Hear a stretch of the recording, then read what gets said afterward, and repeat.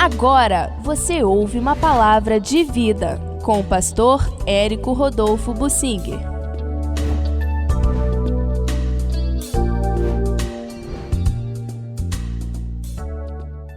A falsa confiança de fiéis na Arca da Aliança. Vamos procurar entender isto. Deus, quando deu a Moisés a direção de construir um tabernáculo para abrigar a presença da Arca da Aliança, Deus queria que Israel cultivasse um espírito de temor a Deus, um espírito de respeito a Deus e que quisesse estar em aliança com Deus. A Arca da Aliança era o símbolo deste compromisso, desta aliança entre Deus e o seu povo. Não era uma aliança individual, como o é em nossos dias, na era da graça. Deus tem uma aliança com cada um de nós que nos rendemos a Ele e somos lavados no sangue de Jesus de todos os nossos pecados. Cada um de nós tem uma aliança com Deus e todos juntos formamos um corpo de Cristo, a noiva de Cristo. E isso a Bíblia nos diz em várias expressões figuradas para a gente poder entender bem o privilégio que nós temos da parte de Deus em ser isto, se nós estamos ligados ao Senhor. A diferença é que se um cristão hoje, a diferença do Novo Testamento para o Antigo Testamento, se um cristão hoje se afasta, a igreja continua sendo igreja e ele é que vai perder a sua ligação no corpo e em consequência com a cabeça, que é Cristo. O cristão que se afasta está perdido.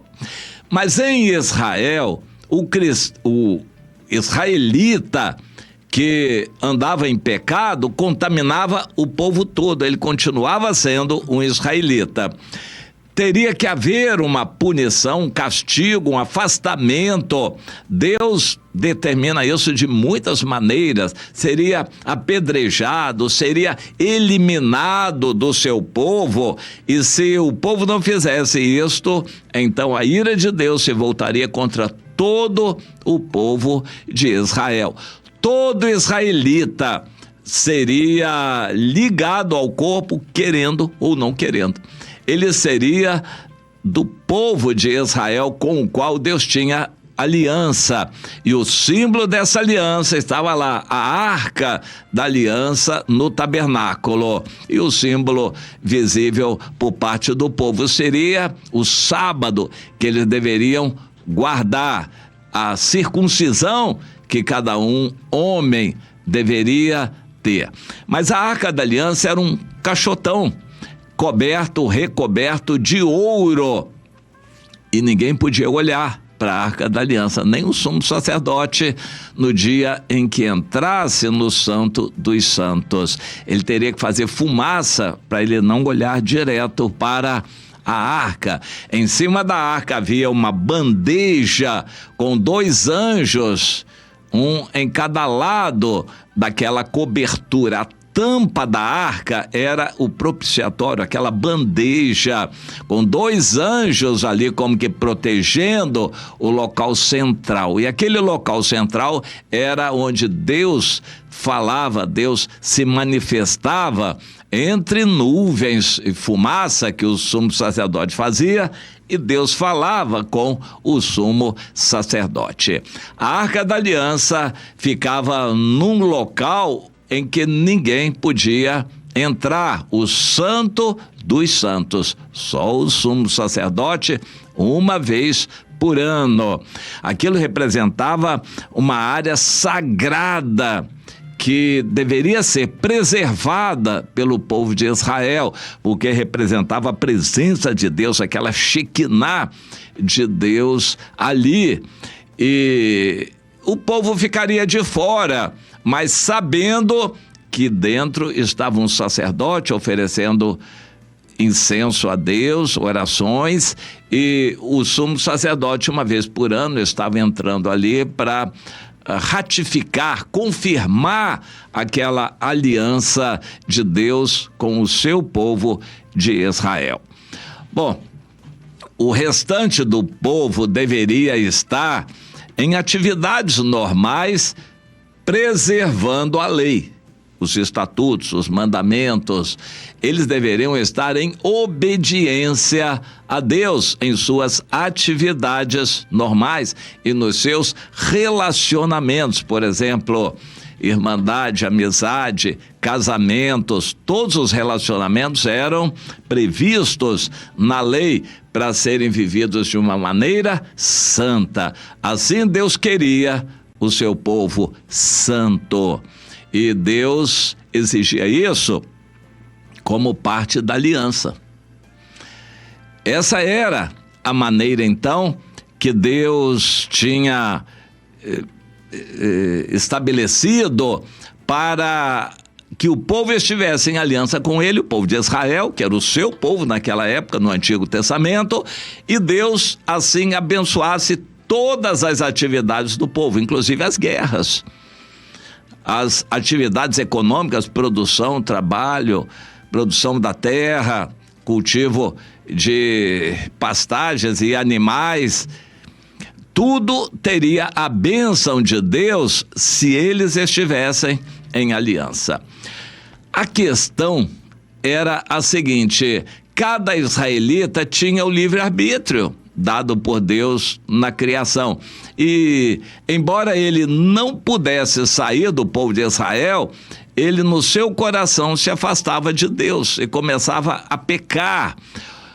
1, 2, 3, 10, 500 pecando, 1000, milhares pecando, eles já não castigavam mais as pessoas que pecavam, porque o pecado de um acobertava o pecado de outro. Daqui a pouco o povo todo estava em pecado contra Deus. Aí Deus mandava um castigo, um inimigo que vinha, Deus mandava uma intempérie qualquer, uma praga que matava muitos deles. Várias providências Deus tomou para castigar o seu povo no intuito de fazê-lo voltar à aliança. Mas nem sempre o povo entendia e continuava em pecado. Nós temos um capítulo muito interessante disso, duro e triste, quando no final da época dos juízes nós encontramos o sumo sacerdote Eli com os filhos Ofni e Finéias, que estavam bem fora da vontade de Deus, e eles não davam bons exemplos, eles não ajudavam e não orientavam o povo a seguir os caminhos do Senhor, e a ira de Deus se voltou contra todo o povo, e Deus providenciou uma situação interessante para que a Ana pudesse, desesperada, fazer um voto de consagrar o seu filho totalmente ao Senhor. Esse filho, Samuel, foi consagrado totalmente ao Senhor e era o que Deus precisava para ele crescer e se tornar um sacerdote fiel, que o povo de Israel já não tinha. Entende? Samuel foi crescendo, consagrado a Deus, foi crescendo e aprendendo a ouvir a voz de Deus, se consagrar a Deus, e quando ele já era adolescente, então Deus entendeu que já podia levar o sacerdote Eli e seus filhos, e foi o que aconteceu. A mão de Deus castigou, fez com que os filisteus viessem contra Israel, derrotassem o povo de Israel, e o Ofni e Finéias foram mortos, e logo a seguir, com a notícia, o velho, o pai, o sacerdote Eli, com 98 anos, também morreu. E assim Deus liberou o caminho para que Samuel fizesse a verdadeira intermediação entre Deus e o seu povo de Israel. Mas isso também não foi logo, levou cerca de 20 anos.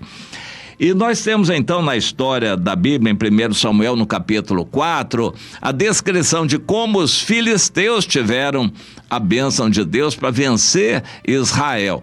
Na primeira vez houve uma derrota, porém Israel se refez e foi buscar a Arca da Aliança. A ideia deles era a seguinte: nós fomos derrotados porque Deus não nos abençoou, mas agora nós vamos trazer a Arca da Aliança conosco e aí nós vamos ser vencedores. Eles pensavam assim. E que interessante, os filisteus também pensavam assim e disseram uns para os outros: a coisa ficou feia para o nosso lado agora. A Arca da Aliança desse Deus poderoso está com eles.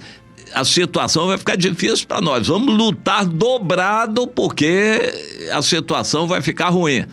E de fato eles lutaram e venceram Israel, tomaram aquela arca, mataram muitos israelitas e ficou para nós essa lição preciosa. Meu irmão, não é a arca que salva você, é o próprio Deus. A arca é um símbolo da aliança entre Deus e o povo. Não é a arca da aliança, é Deus. Aplicado para nós hoje, no Novo Testamento, nós vamos entender certas coisas. Meu irmão, não adianta ter uma imagem qualquer na sua casa, uma Bíblia aberta, um quadro, uma imagem de Jesus, seja lá o que for, isso não vai proteger em nada você. Não adianta abrir a Bíblia no Salmo 91, na sala da sua casa, se você vive em pecado. A Bíblia aberta no Salmo 91 não vai garantir nada para você. Não adianta andar com um crucifixo no peito, uma cruz ou crucifixo, o que seja, isso não tem poder. É Deus com você em aliança, se você está em aliança com Ele, com a sua vida acertada. Se a sua vida não está acertada, não adianta um crucifixo no peito, não adianta andar com a Bíblia, e não adianta ir à igreja se a sua vida não está acertada. A igreja não vai proteger você. Quantas pessoas acham que pelo fato de terem um crachá de membro da igreja, que eles estão na igreja, são membros, que isso garantirá alguma coisa? Em Jeremias, no capítulo 7, Deus diz que isso não garante nada. O templo não protege. No mundo inteiro hoje, os inimigos estão destruindo templos cristãos em todo lado. Templos cristãos estão sendo destruídos como prova de que eles não servem para nada. Se são destruídos, é com a permissão de Deus. Estão sendo destruídos porque o povo não está em aliança verdadeira com Deus. Não adianta comemorar Natal, meu irmão, não adianta você assistir reuniões na igreja e fazer campanha, oração, buscar oração poderosa, se você não consertar a sua vida com Deus, não entrar em aliança, nada disso vai adiantar. Ser membro de igreja, estar frequentando o templo, ter a Bíblia aberta na sua casa ou carregar a Bíblia no seu carro, nada disso vai garantir nada. A Bíblia que você carrega no carro não vai proteger você de acidentes. É Deus com seus anjos quando você está em aliança ou não. Não tem penduricalho nenhum, não tem imagem, não tem idolatria, não tem objeto nenhum, não tem óleo ungido que vai garantir sua casa e proteger, se você não está com a vida acertada com Deus em aliança com Ele, entende? A Arca da Aliança é um objeto que não garante a presença de Deus se o povo não cumprir os termos da aliança. Agora, no Novo Testamento, o Espírito Santo é Deus, é a garantia dentro de nós quando estamos em comunhão com Ele. Mas quando o crente peca, o Espírito começa a se entristecer e depois se afastar quando vive deliberadamente em pecado. E você precisa tomar cuidado com a sua vida. Se você não andar com a sua vida limpa com Deus, em aliança com Ele, não vai ter proteção nenhuma. Nada disso vai proteger você. Nenhum símbolo cristão vai proteger você. Não tem óleo ungido que vai resolver, não tem Bíblia aberta, nada disso vai garantir proteção se você não acertar sua vida com Deus e decidir obedecer ao Senhor. Então a aliança é o Espírito Santo em nós, ou nada. Não é o templo, não é nenhum objeto do templo, não é roupa de crente, não é Bíblia diz, não é crucifixo, não é símbolo nenhum, não é óleo ungido, símbolo nenhum vai garantir. Não adianta botar a bandeira de Israel, ou seja lá o que for, nenhum símbolo vai garantir a presença de Deus se você não estiver limpo de coração em obediência ao Senhor. Entenda isto para que você saiba o que Deus está querendo de você. Caso contrário, aquele grande dia pode pegar você despercebido, de surpresa, e vai ser muito triste para você o amanhã, o futuro, se isso acontecer assim.